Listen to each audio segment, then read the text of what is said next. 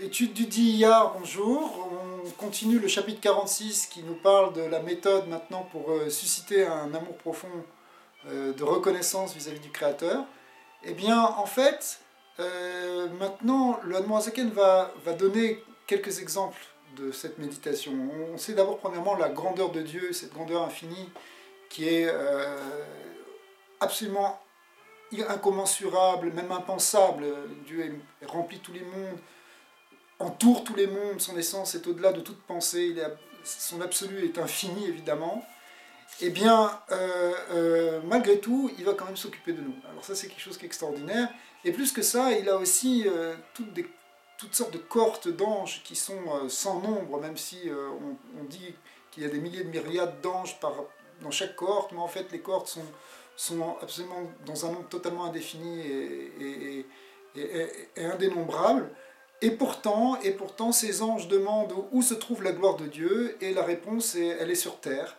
Elle est sur terre, et qui est comme Israël, un peuple sur la terre, c'est-à-dire que cette présence de Dieu vient et s'unit avec Israël. C'est-à-dire que là, on va prendre conscience que finalement, bien que Dieu est absolu, bien qu'il est infini, on pourrait se dire, mais finalement, puisque ce Dieu il est impersonnel, il est au-delà de toute imagination, comment est-ce qu'on peut avoir une relation avec lui? Comment est-ce qu'on peut avoir un contact? Comment est-ce qu'il peut se tourner vers nous dans les détails de notre vie? Et pourtant, c'est ça le fondement de la croyance juive, c'est-à-dire qu'on sait que Dieu s'occupe de chacun en particulier et dans les détails.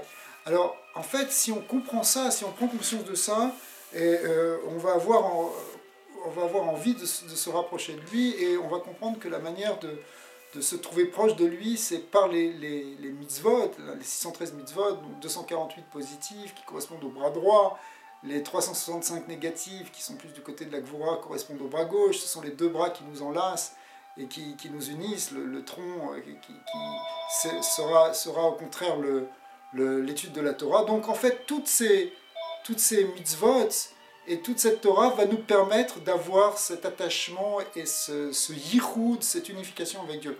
Alors, si on prend conscience de ça, si on prend conscience que Akadosh Borou nous a donné tout ça pour nous rapprocher de lui, finalement, on va susciter un sentiment d'amour et de reconnaissance vis-à-vis du Créateur qui sera au-delà de ce qu'on pouvait imaginer au départ, et ça va éveiller un grand amour.